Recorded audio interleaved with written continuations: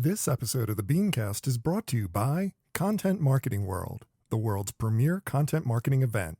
Find out more at contentmarketingworld.com today. Use the offer code BeanCast. Bandwidth provided by Recursive Squirrel Interactive. Visit them on the web at recursivesquirrel.com. Episode 547, Sex Problems.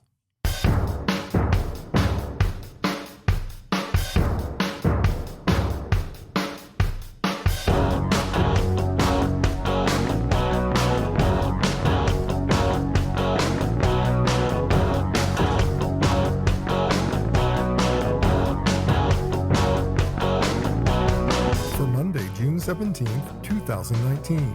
It's time for this week's edition of the BeanCast, a weekly discussion about the news and issues facing marketers today. I'm your host, Bob Norp.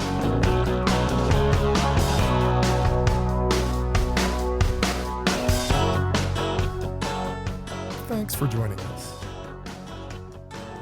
It's kind of a holiday-like anticipation among tech geeks this time of year, because this is the month that Mary Meeker, the noted venture capitalist, releases her annual Internet Trends Report. So what does the future hold for marketers? Tonight, we'll discuss. Also, Amazon's ad network plans get clearer. Marketing is the key to winning in streaming. Product launches as a marketing plan. Plus the good, the bad, and the ugly. That's the lineup. Let's meet tonight's panel.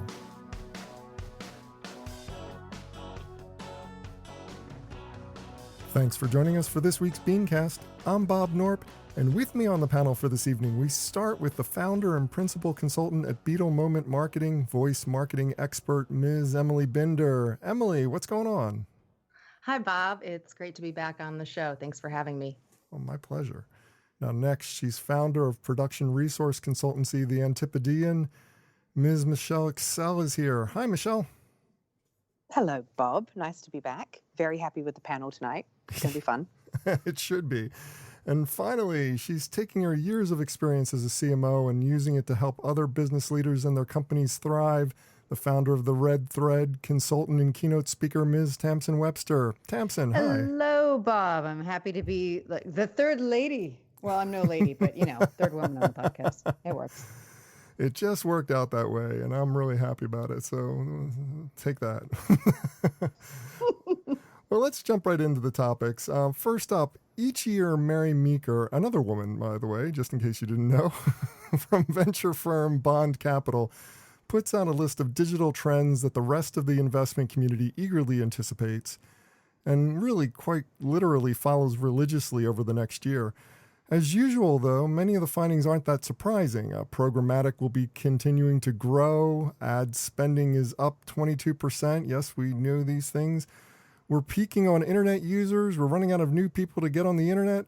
But Tamsin, there were also some eye-opening insights, such as the fact that acquisition costs are rising so fast that they threaten business sustainability, and that if we don't do something to adjust this, we're going to be in some real trouble. So talk about your take on that story, and also what else you found most surprising about the report. What was your takeaways here?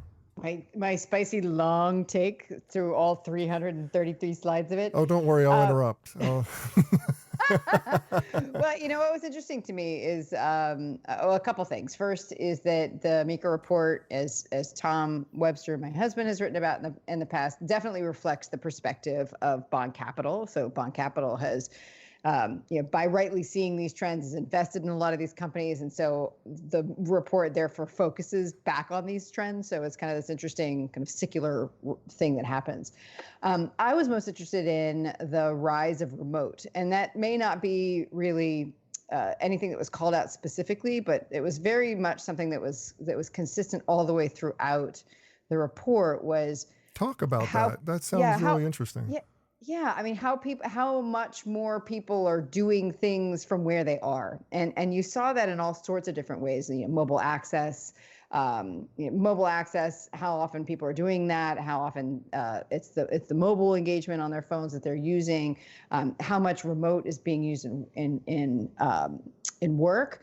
it's one of those things where she mentioned Zoom so often that I had to go look and see whether or not Zoom was, Zoom, the video conferencing service, was an investment of Bond Capital. I mean, it's, I was surprised to see that it wasn't. I was going to say it's surprising, but not surprising. I mean, on the other hand, time. she mentioned Fortnite a lot, and Epic Games is in their portfolio, so that made a lot more sense. But yeah, to me, this rise of the remote, I think, is really quite interesting because I think that plus the big business acquisition cost piece that you talked about really raises questions for marketers, message makers, advertisers about how is it that you can best serve people where they are.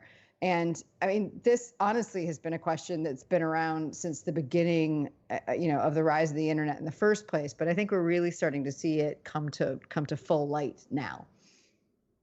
Well, that's fascinating. Let me throw to someone else here on the panel. Emily, what's your takeaway from this? I'm sure you read all 300 some slides. Oh, obviously. No, I watched the entire presentation and I kept seeing the theme of personalization. So there was data suggesting that over 90% of customers prefer brands with personalized offers. Over 80% are willing to passively share data for personalized experiences, et cetera. So this is key for advertising, and the platforms that personalize the best will win. Watch for Amazon here in our next topic. Oh, that's a great point. So personalization being a key factor. I mean, that's not totally surprising, though. As a marketer, we've known about personalization. What do you have any concerns about the hyper personalization trend that's going on, where people are delving so much into the data to get so personal with the consumer that it potentially causes backlash or potential threatening behavior or something like that? I don't think so. It's not really that more data will be gathered than already has been. I think it will hopefully be used better and to make advertising more personalized, more effective. It's a better experience overall. There's a lot of outcry right now about privacy. I mean, Amazon just got sued the other week. Children. Facebook has been recording, whether that's audio or what we're typing or searching or saying, for so many years. And nobody talks about that nearly enough. This is just an extension, but the data is going to get smarter. And I think also, Emily, to your point, the report really said that there was a large group of people who were willing to accept tracking or divulging of personal information if they got a better, more tailored experience. And I think we're going to see more and more of that happening, especially, actually, Tamsin, to your point as well, when it comes to personalization, because you've got people who are now on the move. A lot of the business insights that she was providing were around services that were, delivery services, last mile services, things like that, a lot of custom one-to-one interactions, and businesses getting far more tailored and mobile and nimble, especially in sort of emerging markets, really following, I think, what's been happening in the States. And all of that requires you to say where you are. Would you like offers when you come into certain areas? Things like that. And also with the rise of new screens and new mediums, it's not just mobile anymore, it's also voice and wearables. I think that there's a certain expectation that we're going to be opting in to more things if it's going to make those experiences better for us. And I think that, a lot of the report comes back to that. You're right, is that personal, it's more of like a one-to-one relationship. There's something that I kind of surfaced listening to you guys talking about the personalization thing, and especially, Tamsin, you talking about the remote factor, that more and more people are doing things at a distance. Do you see a collision between those two things, Tamsin? This idea that everybody's looking for more personalization opportunities at exactly the time when people are doing things more mobily and as a result becoming more trackable. Yeah, that was one of these existential questions that came up for me as I was reading the report, was just like, wow, if we don't have to go anywhere, what are we doing? Like, I mean, I think that that's one of the larger questions of where we're going as humans and the rise of AI and all of this. It's just that as more things are done for us, and as more things are, as personalization and AI gets better and things are tailored and delivered straight to us, both in information and in corporeal form, like, what is it that we have to do, and how are we as humans going to do something different, and how do we make sure that we're interacting with folks and each other? Though, I mean that may not have been where you were going, Bob, but it's certainly questions that came to me as I was reading the report, which is like, wow, this is going to necessitate that we figure out different ways to spend our time. And I don't, and absolutely that means as consumers, but as that question is wrestled with by consumers, we absolutely have that question from a marketing and advertising standpoint, because the trend of it's getting harder and harder to reach people, I think is just going to continue to be true, even though the digital access to them is greater. Suspicion is higher and all of that. I mean, to the point of, do we think there's going to be a backlash about this personalization?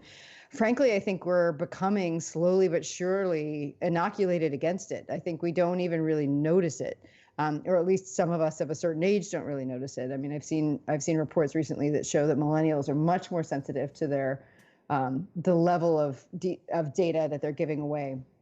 But I don't know. I mean, I just think so much of this just leaves questions, and that I'm left just more with a sense of curiosity about what are we going to do? I mean, this is kind of yes, it's a trend report, but it's kind of history till now. And while that's a great predictor of future behavior, it isn't always 100%. So it's just really curious to me to see where we go next. I agree, Tamsin. I was thinking about automation with this, and I saw a documentary recently about, there's a term, I forget, it's like the average wage, the general wage. Essentially, when we get to a point where machines and AIs are doing most of the work, humans won't be necessary, and we'll just be given money because the economy will be so strong and not require work as we know it. What do we do with our time if we don't have work to do? This relates to advertising with all these trends, because yes, it is getting more and more personalized and targeted, but I think we'll get to a point where consumers aren't making their own purchase decisions.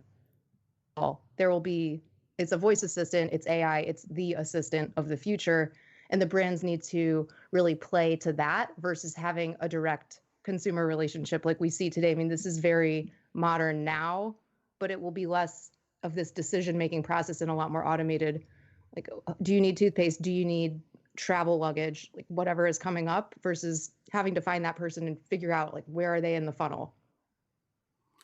Before we move too far off this topic, I do want to go back to the original question I opened this whole thing up with, which is this idea that acquisition costs are rising so fast that they threaten business sustainability. I mean, Emily, that's really concerning to me when I look at that on paper, because it's like we're moving toward more and more personalization. We're doing more and more work with ad tech and using things that are supposed to be giving us more efficiency, but not always the cheapest strategies when we're putting in play.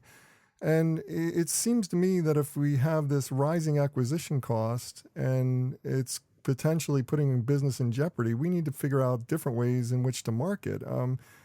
What's your take on that particular subject? The rising acquisition cost thing is definitely a concern. You can look at Facebook advertising, which currently is a fantastic deal, but won't stay that way for long as it gets more crowded. With this acquisition cost, I think one of the reasons that it's high is because the tracking is not synced up. So you have multiple screens, multiple devices, people with different IP addresses or email addresses or accounts, like whether you're at work or home or the gym or in your car, you'll be seeing these ads multiple times, like on Hulu, the worst experience, right? Everybody hates that you see the same like Nexplanon ad when you're watching Handmaid's Tale every time. If you're Don't take Eucrisa if you're allergic to Eucrisa, which is my son's favorite thing. Like, yeah, why would you take it if you're allergic to it? Sorry, back to your point. No, that's good. That's okay. It's expensive because it's not optimized. I don't know that that's necessarily the case, though. I mean, yes, you're absolutely right. There's a lot of cost involved. I mean, there's a lot of cost involved in a non-optimized program, and that optimization will help to a certain extent.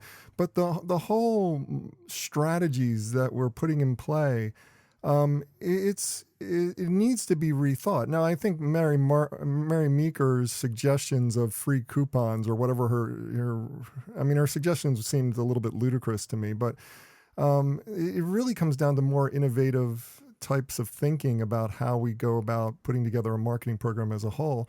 And that falls pretty firmly into your realm, Michelle. I mean, it's just like you're always looking at different ways to manage production, to put together programs that are both sizzling and interesting, but also trying to figure out how best to do it from the economy of the marketing dollar.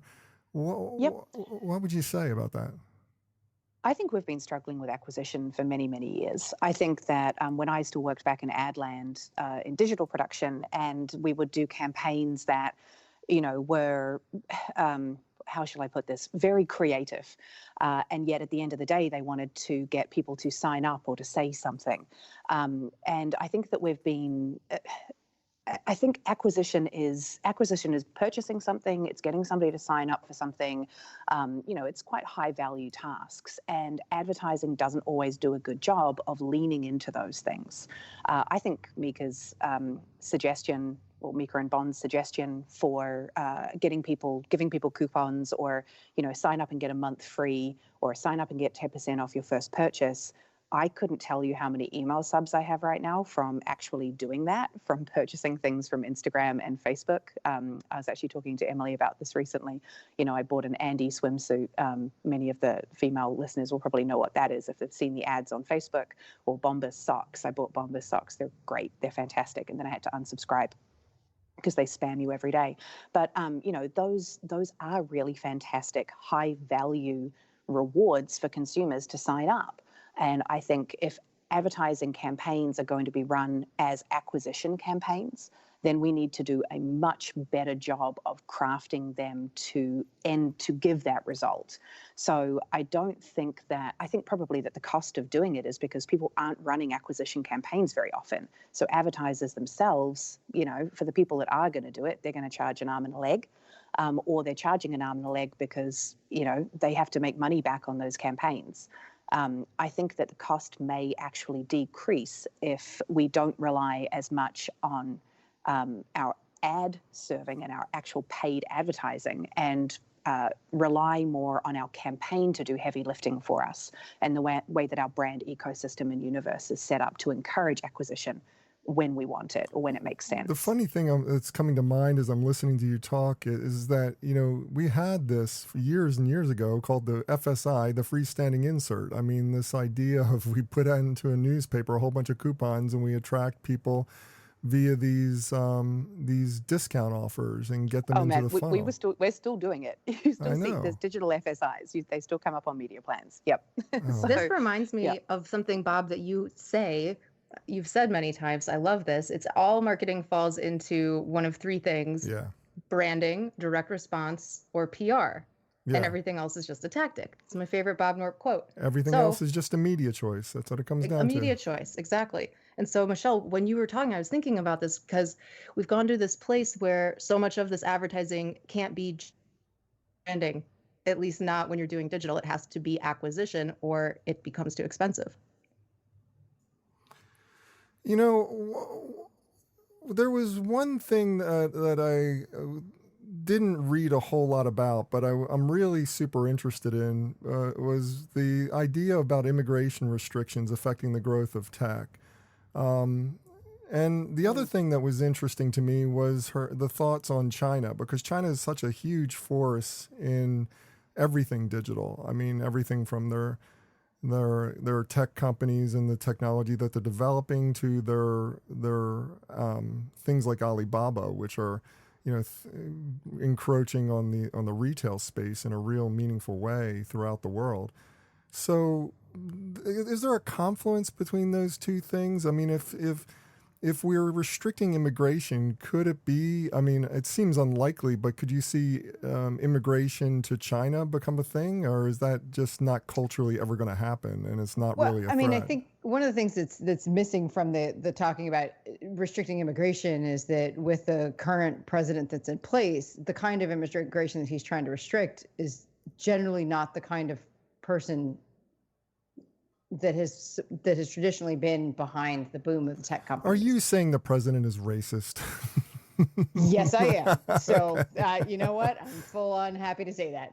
But I mean, but that's been very clear is that he's like, well, there's certain kinds of immigration in his mind are okay. I think where the danger of that lies is that the fact that we never know where the next great idea is coming from, and that you can't really judge where the next amazing tech entrepreneur, what their home country might be. At the same time, I mean, China's got its own set of problems. So I don't think that people are going to look at China and be like, oh my gosh, it's this like blissful land of where everything's great and opportunity, because they've got some pretty serious human rights issues in China going Yeah, on they too. do. Absolutely. So, where I think it's interesting is that, the thoughts on China and the immigration issues are just much more to me about the questions of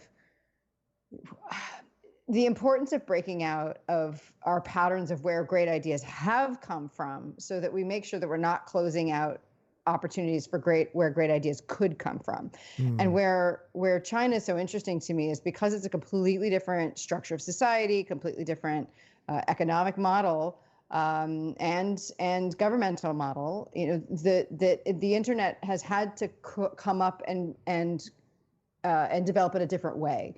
And so I think just because of that, you see different things. Just like we've developed different things than they have, they've developed different things than we have. And so, I think that's what's interesting to me, to look at where are the other models of development. And I know that we had, kind of talked about in the show notes ahead of time, Bob, your interest in,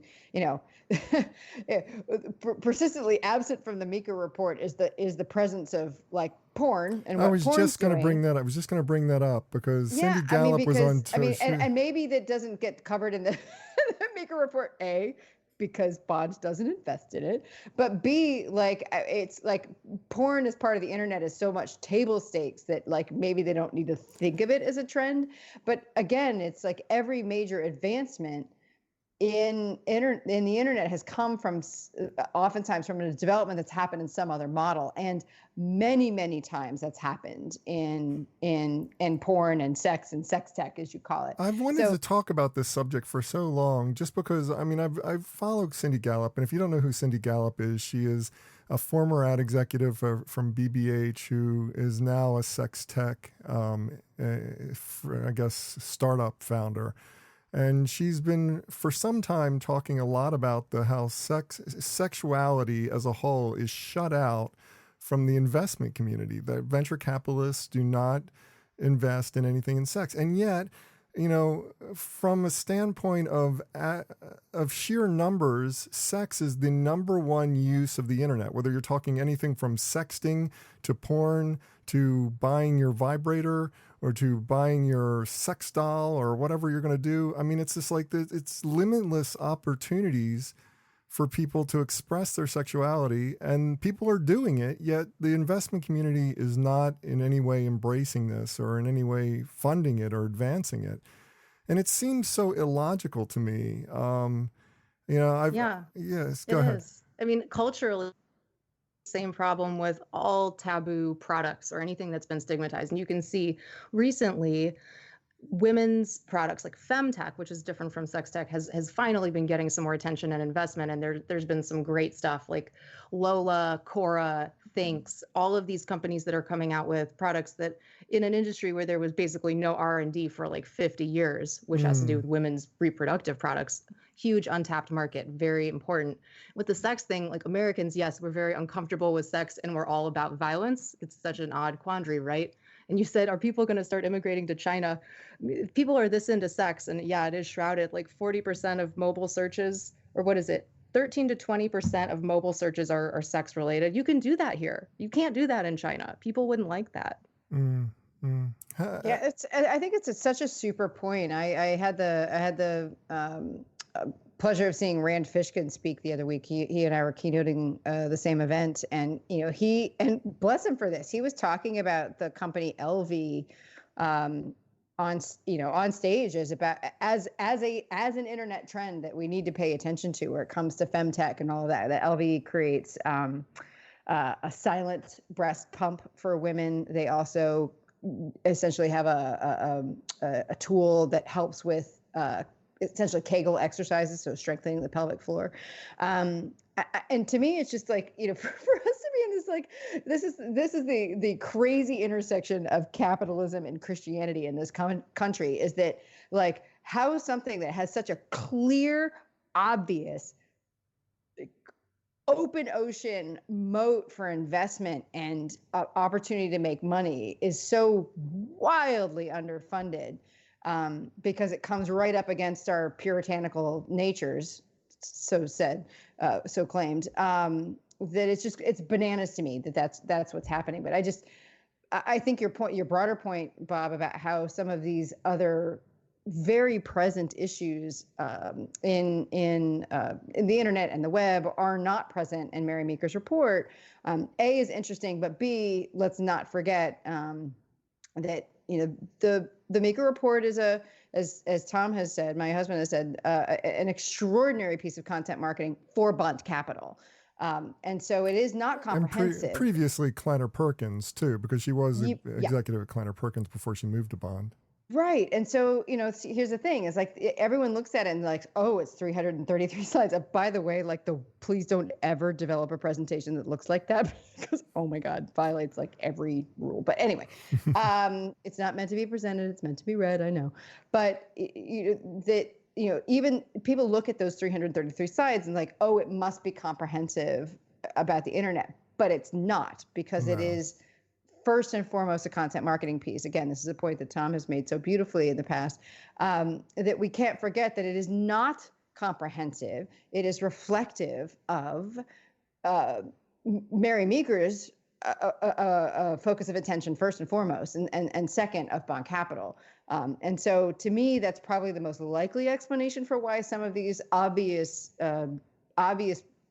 either huge components of the internet and the web are not covered, or at least why they're not being addressed from a trend standpoint. It's because simply that's not where, Bond, if you look at where they invest, is clearly about enterprise software and very much around remote working. So that's very clear why that was present, and of commerce, e-commerce. I guess from the e-commerce side, you can wonder why like sex tech and femtech are not more prominently part of what they invest in. But again, we need to remember what ultimately this report is, and that's content marketing. Yeah, and that's a really salient point to make here, because it is essentially a content marketing play. And there's a reason why I've never covered this subject on my show, in spite of the fact that this report has been around probably for the entire lifetime of my show. It's just that I haven't trusted the report. But I mean, I thought that the content, the subjects she was covering this year were particularly important to our industry. So I thought I'd dive in and talk a little bit about it. Well, we're going to move on next, and we're going to talk a little bit about Amazon's plan for advertising. And it's not for a medium that you would necessarily expect them to be dominant in. We'll get to that in just a moment. But first, I want to talk about our sponsor for this evening. Yes, it is time to plan for your fall conference schedule. And if you are an agency person, I need you to make one event your top priority.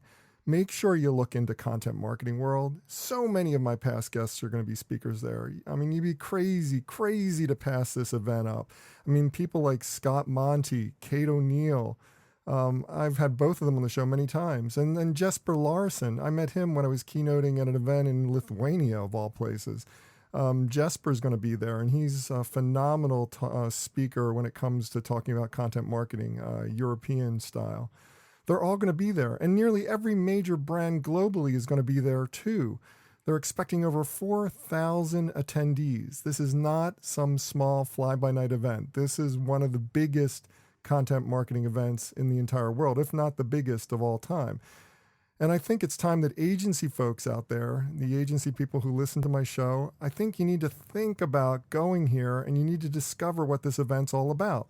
Now, Content Marketing World is the world's original and largest annual gathering of content marketing professionals. Now, they're all coming to hear the latest thinking on every topic imaginable about content marketing. And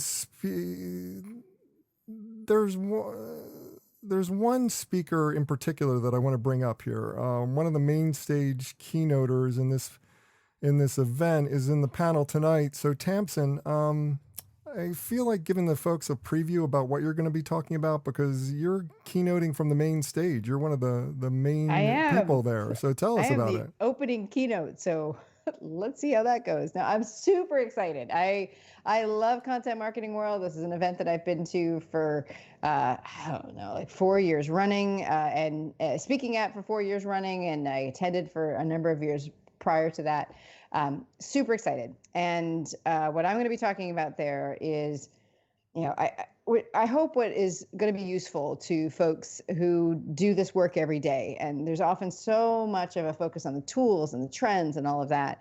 That's really important for me, given the 20 years that I spent in brand and message strategy in agencies and on client side, to really make sure that we don't forget some of the fundamentals about what makes all of those tools actually work. And that is, how is it that humans make decisions? So the thing I'm going to be talking about from the main stage is what I'm finding is a rather contrarian position, which is that, our main tool for marketing for most of the, for certainly all of my career, and I think for most of recent history, that our main tool has been pain.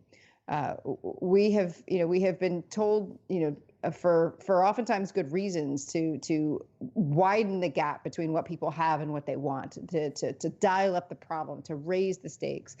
But for any number of reasons, including not just really solid research and how humans work, but also my own experience, both in marketing, but also personal experience and spending 13 years as a Weight Watchers leader, there's one thing that I've learned to be true, and that pain is the enemy of long-term changes in thinking and behavior.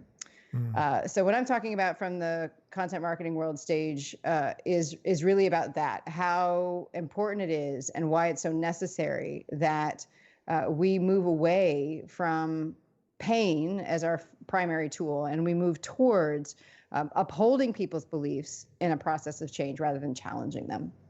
That's phenomenal. And it's just like, and if you've never had a chance to see Tamsin speak, she's wonderful, and you got to go up and meet her. I mean, she's every bit as effusive and wonderful a person as you experience here on the show. And she's just one of the many speakers who are going to be there. I mean, she's just one of them. I mean, it's like I said last week when I was reading this ad. It's not like they're just taking all my BeanCast guests and putting them on stage. There's lots and lots of people who I have never even met, who are some of the top speakers in the industry on the subject of content marketing. There really isn't a good excuse for you not to send at least one member of your staff, or send yourself. Now, the dates are September 3rd through the 6th. Cleveland, Ohio is where it's happening. Don't wait. Register today at contentmarketingworld.com. Use the offer code BeanCast, and they'll even knock $100 off your price tag. That's contentmarketingworld.com, offer code BeanCast. Make sure you capitalize BeanCast. You got to capitalize it for it to work. I don't know why, but just do it, because it will give you $100 off. So register today, and I'll be looking for you at this year's event. Well, if you think Amazon's play for advertising is just about banner ads, you might want to look a little bit closer.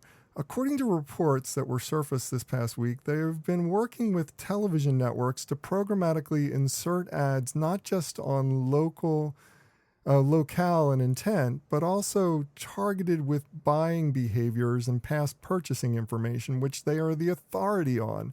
They know what we're buying. We know what we're interested in. Emily, Google is trying this. Facebook has failed at this. So why do people give Amazon more of a shot here than those other players that are trying to move into this particular space of dynamically inserting television ads into streaming? Well, the DNA of Amazon is constant innovation and disruption. They have disrupted a dozen industries since 1997. I think there is no stopping, Don't Stop Us Now, the Queen song in the ad from the Super Bowl. This is true. Like, nobody's going to stop Amazon. Also Whitney's favorite karaoke song. So. That's great. So with this, the key is Amazon has the shopper data more than anyone.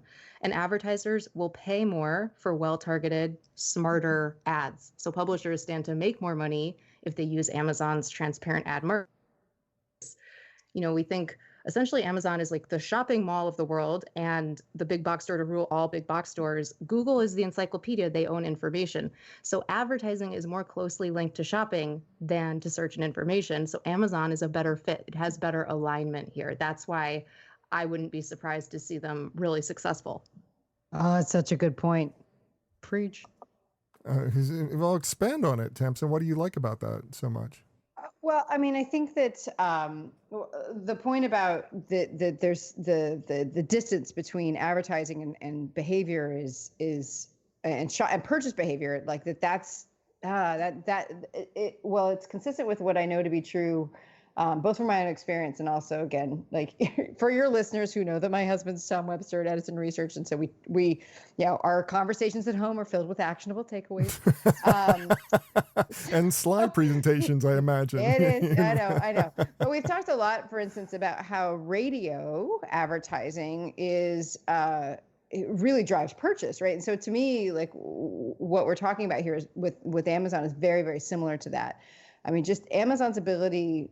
I mean, I have bought many a thing based on Amazon's like, hey, you bought this, don't you want to buy that? I'm like, yeah, actually I do. But does it translate well to television? I mean, it's just like that same behavior that happens in a lean forward audience. Is it also exist in a lean back audience? And if anyone's going to figure out, it's Amazon, because listen, when the streaming content first came out, like Amazon's offer was alphas, right? And Netflix had House of Cards. So one of my TEDx Cambridge speakers did a whole talk on how poorly Amazon entered that market.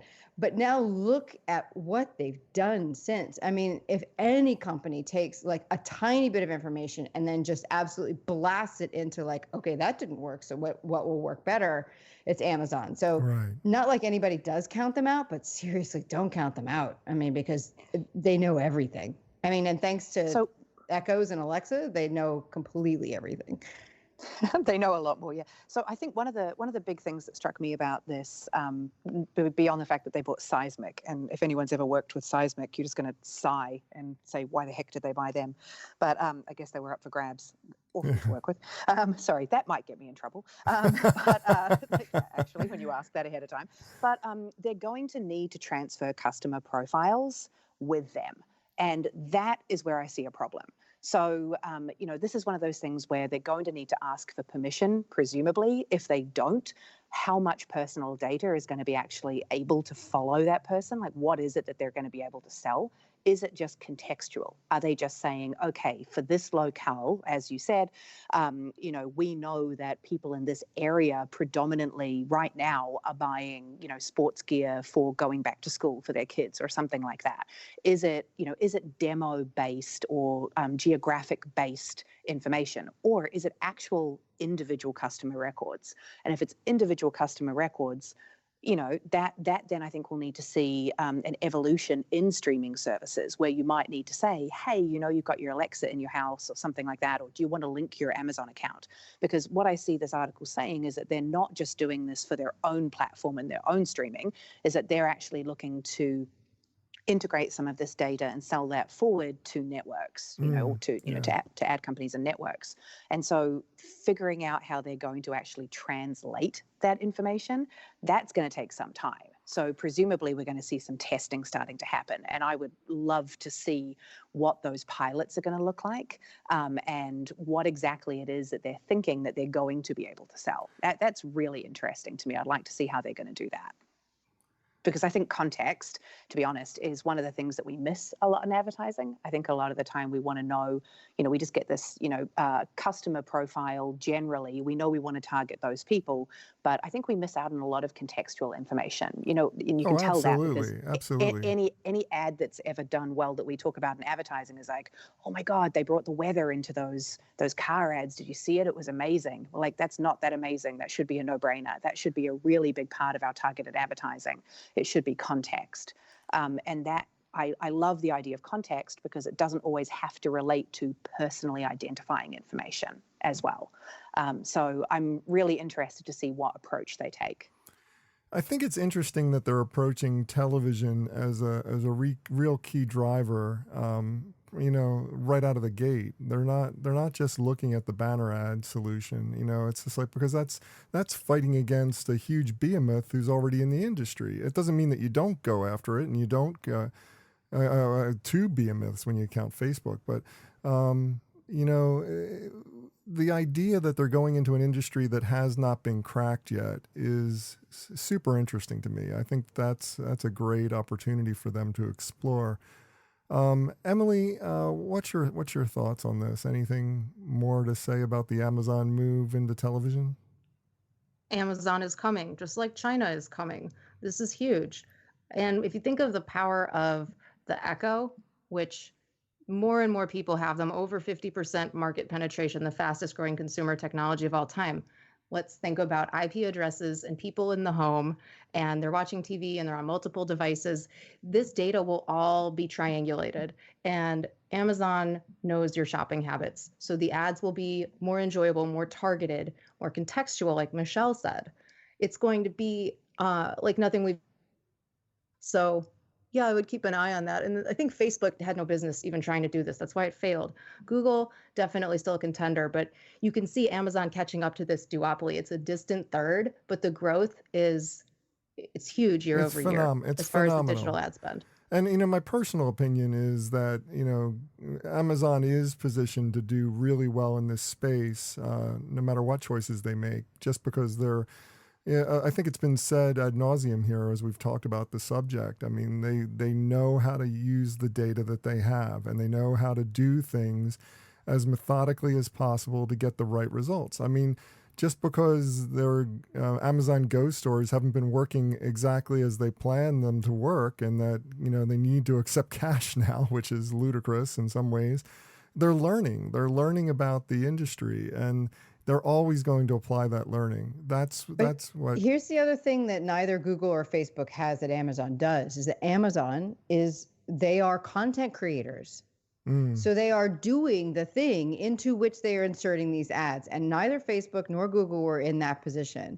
And that is massive, because they understand in a way that you can't, Google is scraping that information and Facebook is serving it. I mean, and algorithmically driving it, but Amazon's producing the content. And so to me, that adds a whole other layer of context, just to build on that point that we've been making so far, around understanding, they're understanding what the narrative is that they're trying to create with some of this content. And I know they're doing it not just on their own content, but they're going to, darn tootin', they're going to be experimenting on their own content first, in order to see how do they best integrate what they know people are going to want to watch, because they are the content creators, with this other stream of information they have, which is what will people buy. So I think that perspective on them as content creators, that's where the real differentiation comes from them, for them, and that's the thing to watch. Well, I want to move on to our next topic. I read an interesting take this past week on the coming streaming battles. We're talking about, of course, the television streaming battles that are bound to happen. While most analysts focus on the content offerings as the key differentiators, this particular writer said the winning factor would be marketing prowess, which I found fascinating. And if that's the case, Michelle, no one trumps Disney, right? I mean, Disney's going to win this hands down, and that's pretty much the opinion of this author. So is that a possibility? Is it the possibility that marketing is the key factor in the win in the winning of this streaming battle that's about to happen? There's so many questions in that one question. So this is something that's quite close to my heart at the moment, because we're actually in the process of developing a new property, and Disney Plus is in our sights to talk to. So if anyone listening is from Disney or Disney Plus, give me a call, please. We will find you somehow. I know soon. some people from Disney But yeah. database work as listen to the show, so maybe. Cool, cool. It's not just about marketing here, but let me dig into the marketing side of it first. So yes, Disney have brand awareness beyond Disney properties. Disney IP has brand awareness. They also sell physical product. So they are in everybody's homes. There will be something in your home, no matter whether you think there is or not, that is probably purchased from or licensed to or by Disney. And so they have enormous reach. They have, gosh darn physical places where you can go. They are known around the world. And their properties are all known around the world. They're ingrained in us when we're children. So yeah, there's no there's no comparison when it comes to awareness and reach as well, and reach beyond just 2D or us looking on our phones or watching Netflix at home. Disney is in the physical world, so that's very, very different. But that leads me to the point that Disney and Netflix are not, I don't think, necessarily battling against each other. I think that both can definitely coexist in the future. I think once Disney Plus comes out, we're going to see, of course, that first wave of either pros or cons. Everyone's going to say, oh, it wasn't as great as we thought it would be, or everyone else is going to say, look how many people jumped on initially. Does this mean the end of Netflix? We're going to see all of this hyperbole thrown around. The fact is, they are different. And they serve different purposes. And the reason that we personally are going to be focusing on Disney Plus or properties like it, who are more involved in transmedia storytelling. That sounds so old school to say transmedia these days. I know what you're talking about. Yeah, I know what I'm talking about. It just sounds like old hat now to say transmedia. Sounds like an antiquated term. I've been using it for so long. A friend of mine, an amazing strategist that I work with, Sanjay, said recently, horizontally integrated experiences or marketing as a replacement to transmedia.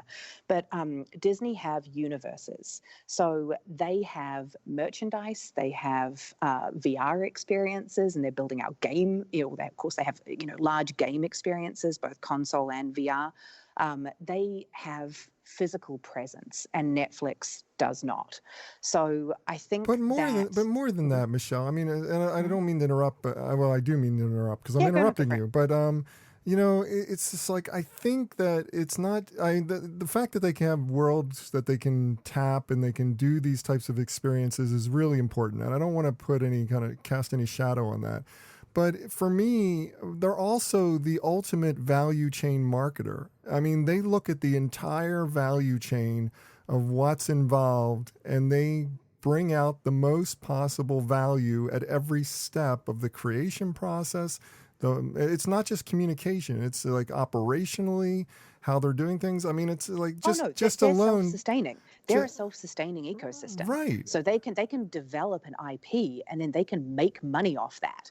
And marketing one part of it leads to money in another part of it. So it's quite remarkable. Like, these guys they're a powerhouse. They're incredibly smart. They've built things up over the years. They have test and learn data. But again, I think their model is inherently different from Netflix. Netflix marketing campaign is to get somebody to watch a series, binge it all in one go, or to watch a movie once. Disney's marketing is, hey, go see the movie, and then when you're done with the movie, did you know there's a game? Hey, did you know that we have the property at Disney World now?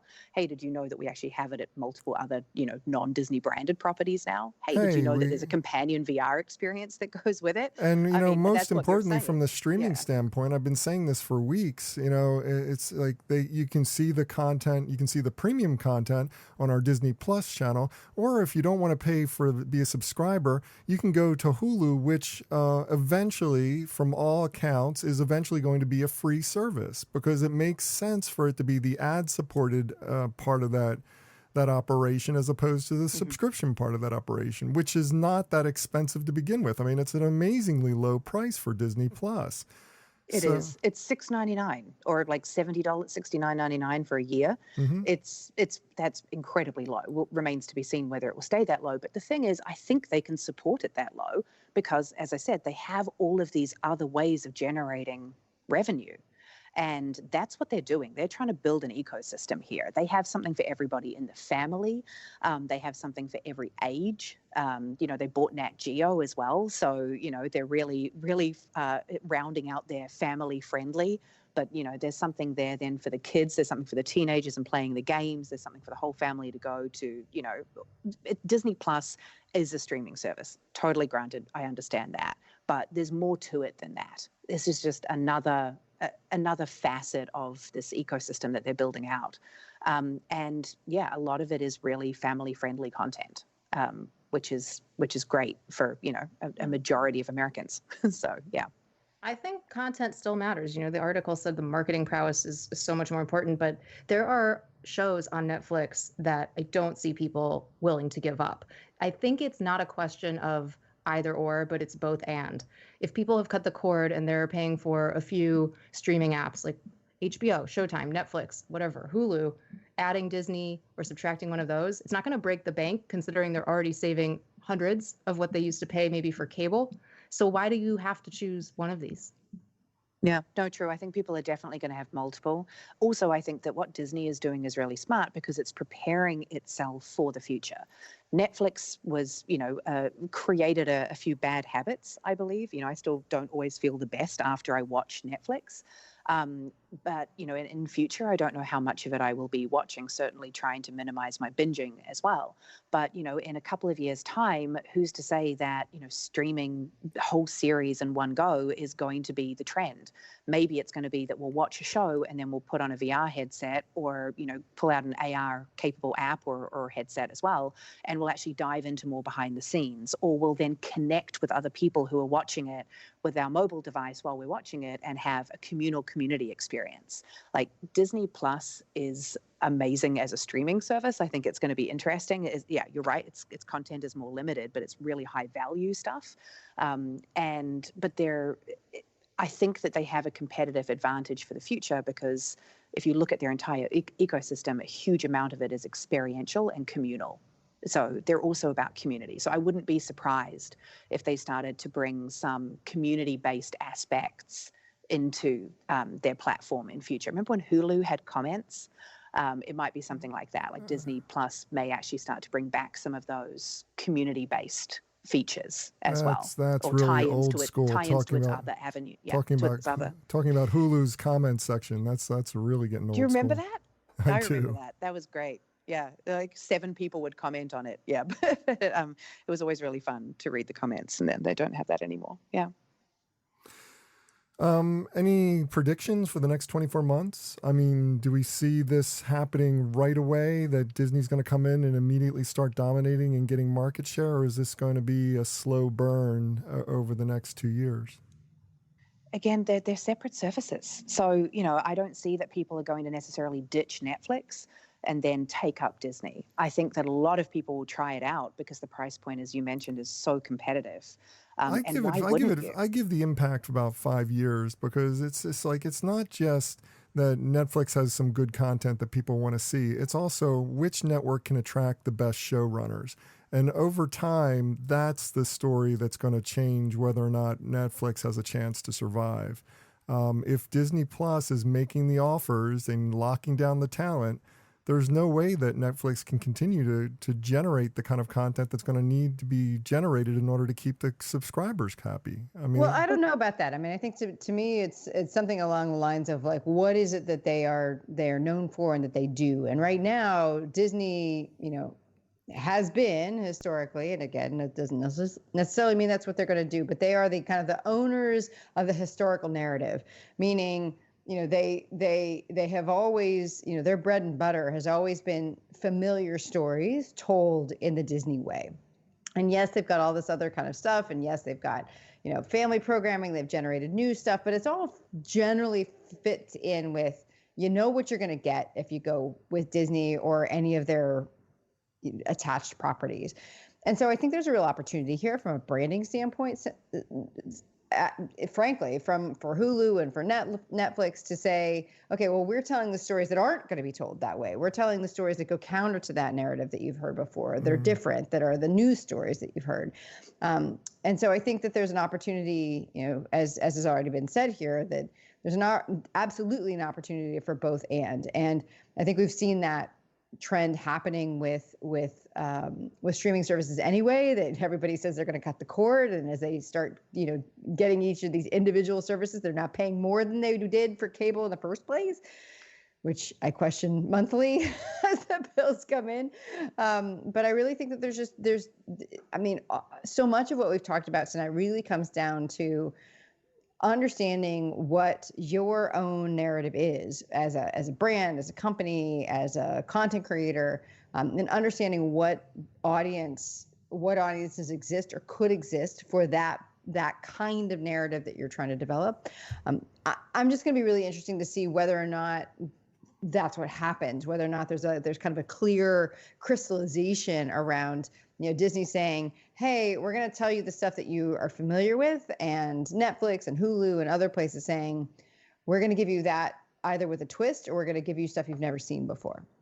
Well, I think that's an interesting point, though, because one of the sort of things I thought when I was doing prep for this is Netflix doesn't really advertise. I mean, sorry, it does. It advertises its properties, but it doesn't really advertise itself.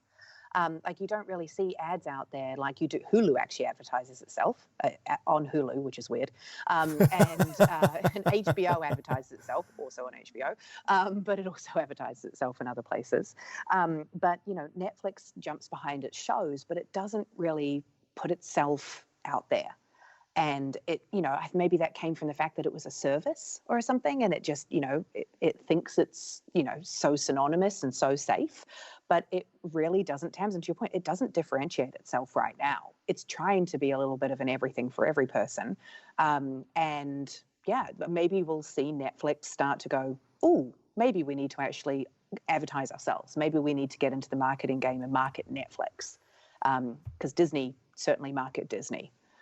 And I would be interested to see if Netflix start to advertise Netflix. Well, I need to take this back and get into the last topic because we're running low on time. So we've just got a few minutes to talk about this. Maybe I'm reading way too much into a standard list article, but the one I saw about 5 companies that release a new product every week got me really thinking. I mean, if marketing is about the entire value chain from concept to manufacturing to communication and on, could this be the perfect solution, Tamsin, for getting a tighter control of costs, raise productivity, build customer loyalty, and even provide the perfect story for word-of-mouth awareness? I mean, it sounds like exactly the answer to Mary Meeker's argument about how to go about trying to reduce the cost of acquisition. I am 100% a fan of test before you invest. And, what's interesting to me about these, and I'm like, I was reading the article, I'm like, oh, I love at least 2 of those brands. Well, a couple things. One is that it's a beautiful way to actually figure out fairly quickly what's selling and what's not. So Jemmy, for instance, which is one of the brands that they talked about, like I think early on, like launched their driving moccasin, and they figured out really early on that was a really, really popular shoe. And so what's interesting about these release a new product every week, it doesn't mean it's a completely new product. A lot of times what they're doing is they are taking something that they have seen has been wildly popular and then releasing it in new colors with a slight variation or with a higher heel or a lower heel. And I think that ability to, a couple of things. I mean, from the brand standpoint, it's being able to see like what do people actually respond to before you as opposed to the old model of saying, well, we're going to release a new collection 4 times a year and essentially cross our fingers and hope people will love it. They're saying every month, like every week, like, here's the thing, we're going to put it out there. How do people respond? So from a brand standpoint, I think that makes a huge amount of sense because they make a limited quantity that sells out. It adds to from a attractiveness standpoint from the consumers. There's scarcity. It creates urgency. And that kind of lends into the other side of what I think is so interesting about what these companies do is that the community they build with their consumers is really interesting because, I mean, if you love those kinds of things, I mean, if you're a complete shoe addict, then yeah, you're going to be waiting on top of Jemmy or Everlane or whatever, like every week when new stuff comes out. Now, at some level, that's great. And until you realize, of course, that people have limited amount of funds.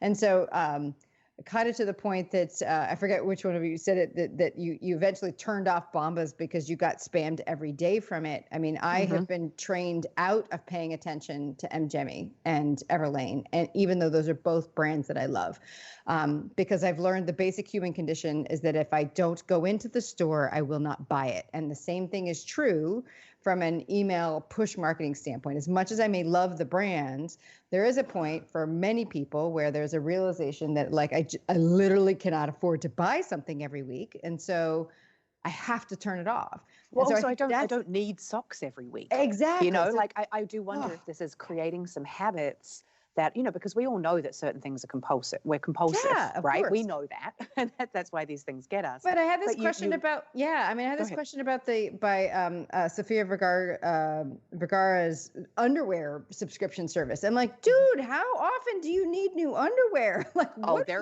same thing with MeUndies. And then Fabletics. How much workout wear do you really need?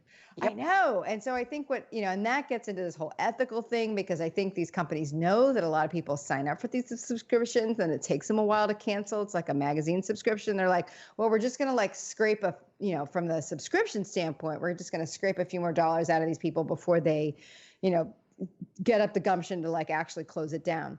But I think the companies like MGemmy and Everlane have a bigger question that loops all the way back to our initial conversation about acquisition, because you do not need to buy these things every week. And that's, I think, where they're going to find an interesting thing.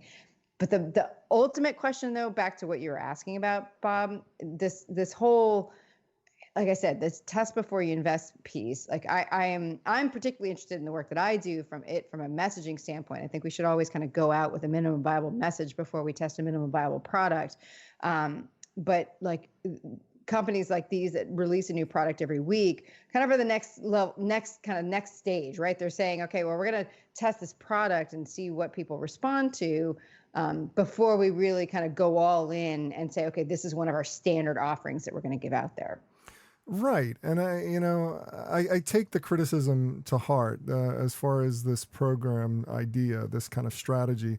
It's unsustainable for a customer to be expected to buy a new product every single week. But from the standpoint of excitement and enthusiasm and actually getting people to recommend you, it's kind of interesting. I mean, Supreme has built a huge following around this idea of just putting the Supreme logo on something and making it a limited amount drop. I mean, that idea has put this word of mouth marketing engine into overdrive. And but I don't know that it has. And this gets a bit back to the topic of my keynote for Content Marketing World, which is that, like I said before, that pain is the enemy of long-term change. And what happens is when you routinely present to somebody with something that they can't do, that becomes painful to them. Right. And so my, and maybe I'm operating from an N of one here, but like my response has been to just completely shut down those brands. So it's like, I've unsubscribed through Enroll Me from MGemmy and Everlane and whatever, even though I used to be fairly dedicated consumer of them, because it's painful to me on a weekly basis to be introduced to things that I can't buy. And this, I think, is a fundamental issue, though, between like, let me drive one purchase versus let me drive brand loyalty. And I think that there's a tension that we haven't found the answer to yet. Yeah, I can see that. I mean, that tension between the loyalty factor and the new customer acquisition has always gone on in marketing. And, essentially, it's an age-old problem. I mean, I continue to get old-style email marketing to me all the time that gives me products that I would love to buy, but I can't really afford it, so I'm not going to buy it right now. I mean, that's just the ongoing conundrum. Go ahead. One more thing, because I know you were going to jump to another project, another point, sorry. Isn't it funny that we're actually browsing products now for prolonged periods of time? Yes. Like how amazing is that if we could tell somebody 5 years ago that, oh no, people will actually be on your site looking at the product pages in detail. And we would go, oh, hang on, no, that's not going to happen. I sit and I troll products on apps sometimes, like the Real, like there's some that I just spend a long amount of time on, or even some of those Facebook ads. I click on them. I'm one of those stupid people. And then I want to, check out the swimsuits or the summer dresses or something. I very, very seldom buy. but I'm spending a lot of time looking at products right now. And it's not stupid. Clicking makes your ads better. yeah, it does. That's right. And they all end up as well, underwear and swimsuits and shoes. Except that personalization shows me the same product over and over again, thinking that's what I want to buy. When what I'm really looking for is variety in my advertising. Well, I just want ads from certain pages. I just want ads from certain brands. You know, I want those ads from this retailer. I don't need to see the same ad over and over again or the same products over and over again. That makes it a less enticing experience. Well, we've run out of time, so it's time for us to move to the good, the bad, and the ugly. But before we get to that segment of the show, I do want to take this quick opportunity to thank my guests again and allow them to each do a shameless plug, starting with Emily Binder. You can find her at BeetleMoment.com. That's the home of Beetle Moment Marketing. Tell us what's going on in your world, Emily. What would you like to promote? Let's talk about voice, Bob. Okay. Searches done without a screen will account for at least 30% of searches by 2020. That's less than a year away. If you don't control your brand's presence on voice assistants like Alexa, Google Assistant, Siri, then you risk having no presence at all, or worse, a competitor owning essentially position zero. So you need a voice marketing strategy now.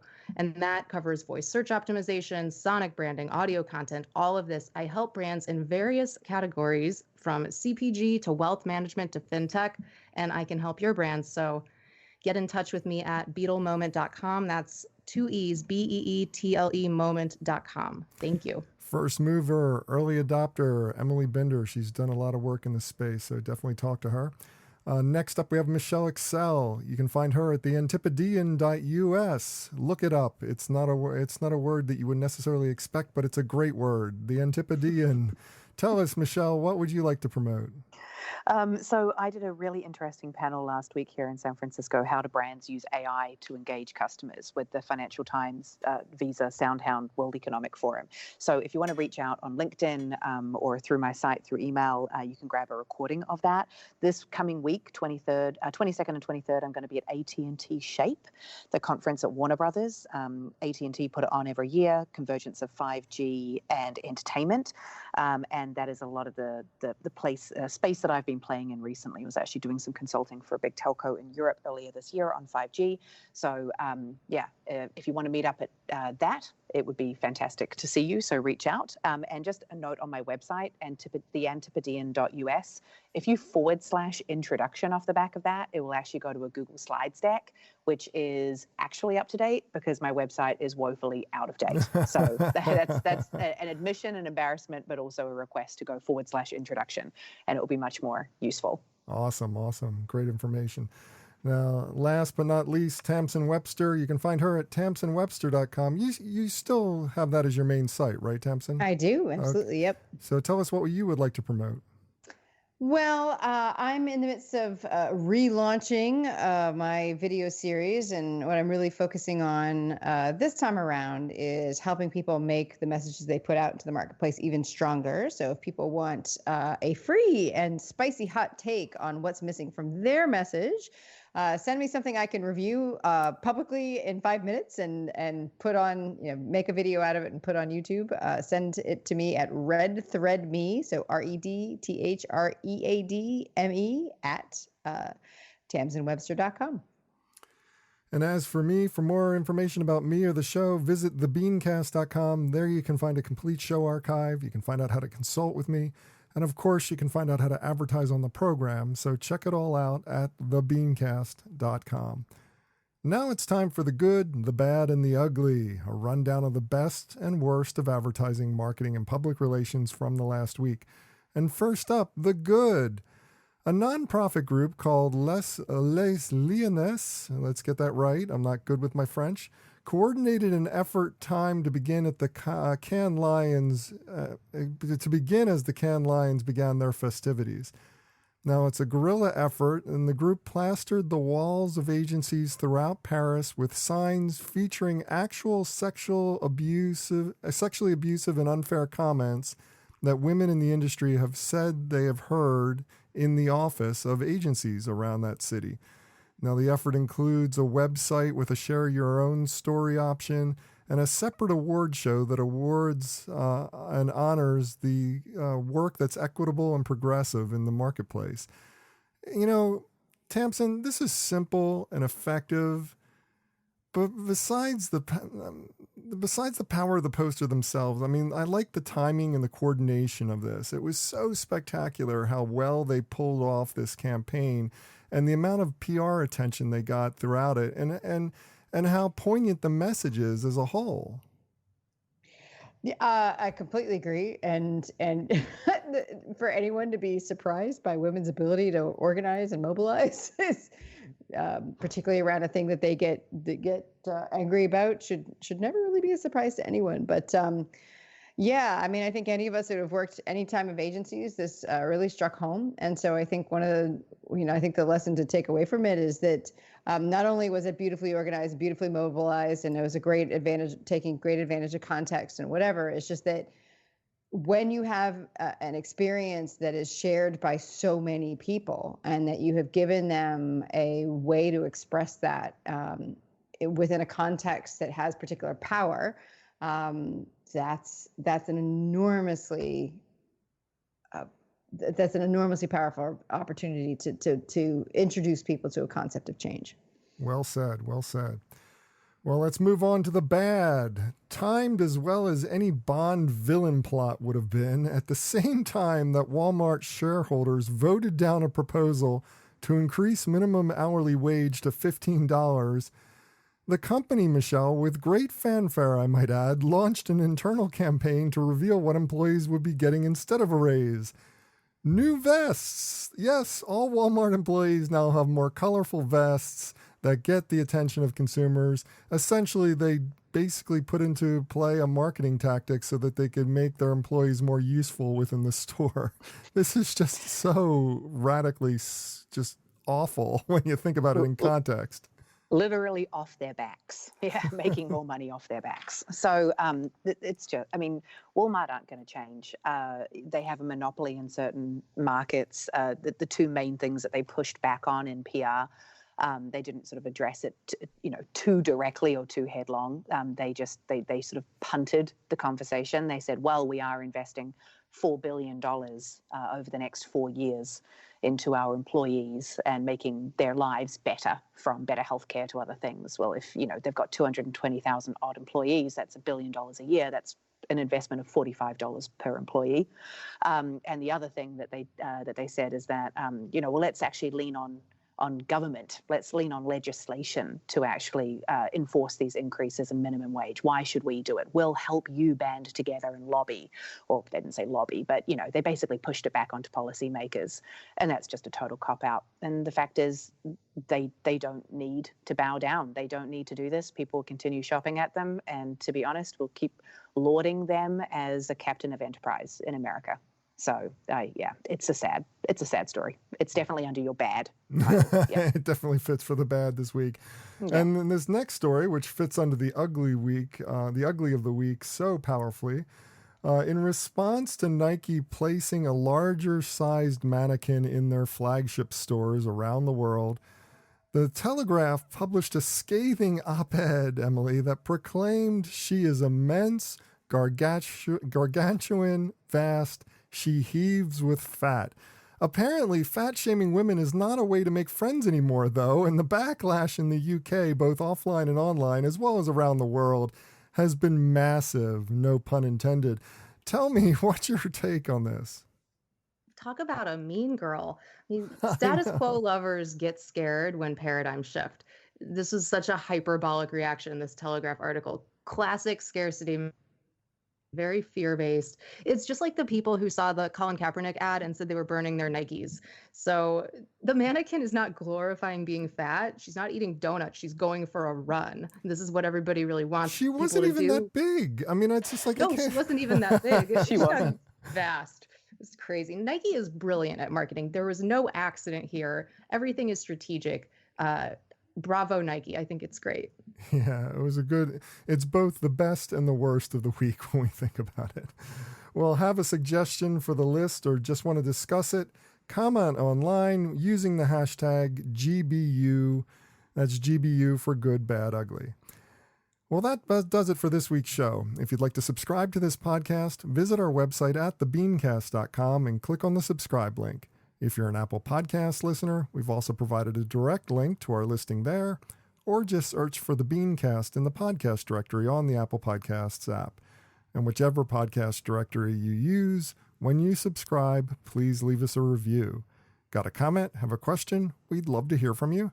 Just send your emails to beancast@gmail.com. Opening theme was performed by Joe Seibel. Closing theme by C. Jax. Thanks for listening. I'm Bob Norp. We'll be back again next week. Hope you'll join us then.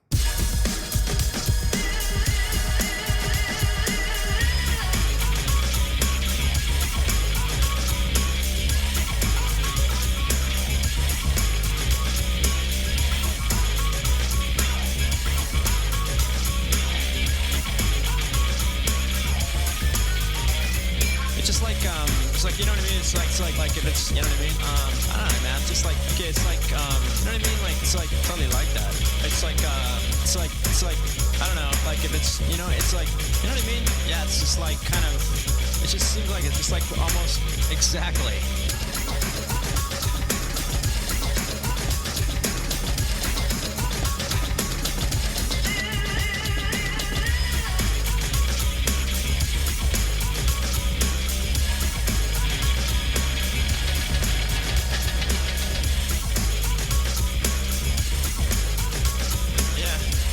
It's like exactly.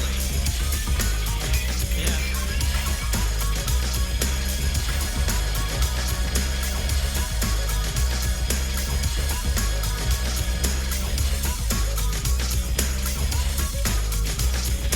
You know what I mean? Exactly.